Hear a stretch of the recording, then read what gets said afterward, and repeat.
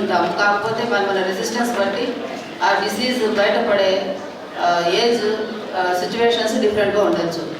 ఇప్పట్లో ఎక్కువగా diabetic, hyper tension, cancer ఎక్కువగా మాట్లాడుకుంటున్నాము. అలాగే టీబీ గురించి కూడా మాట్లాడాల్సిన అవసరం ఎంతైనా ఉంది. ఎందుకంటే ఇది టీబీ సైలెంట్ కిల్లర్ లాగా స్ప్రెడ్ అవుతుంది.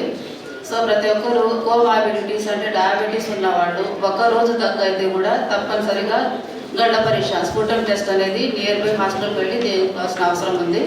అలాగే ఒకరు టీబీ పేషెంట్ ఉన్నప్పుడు ఆ ఫ్యామిలీలో కూడా కాంటాక్ట్స్ స్ప్రెడ్ ఉంటుంది కాబట్టి ఫ్యామిలీ మెంబర్స్ కూడా స్ప్రెడ్ కాకుండా చూసుకోవాల్సిన జాగ్రత్త కూడా ఉంది. అలాగే ఇది డిసీజ్ ఎప్పుడు బయటపడుతుందంటే మన రెసిస్టెన్స్ ఎప్పుడైతే తగ్గిపోతుందో అప్పుడు బయటపడుతుంది. 89-90% expose to TB based infection. Postnatal పీరియడ్లో మదర్ రెసిస్టెన్స్ తగ్గినప్పుడు బయటపడ్డాం, డయాబెటీస్కి రెసిస్టెన్స్ తగ్గినప్పుడు బయటపడ్డాం, అలాగే బ్యాడ్ హ్యాబిట్స్ వల్ల స్మోకింగ్, ఆల్కహాల్ వల్ల రెసిస్టెన్స్ తగ్గినప్పుడు బయటపడ్డాం అన్నట్టు జరుగుతుంటాయి. టీబీ అంటే దగ్గు వల్లనే బయటపడుతుంది అనేది కాదు. ఇది డిఫరెంట్ టైప్స్ ఆఫ్ ప్రెజెంటేషన్స్ ఉందన్నమాట. జాయింట్కి రావచ్చు, స్పైన్కి రావచ్చు, అలాగే మనకు బాడీలో ఎక్కడైనా సరే స్ప్రెడ్ అవ్వచ్చు. ఎక్కువగా మనకు పల్మనరీ టీబీ తర్వాత స్ప్రెడ్ అయ్యే chances spine, cerebral nervous system అంటే బ్రెయిన్కి. సో డెత్ రేట్స్ కూడా చాలా ఎక్కువ ఉన్నాయి.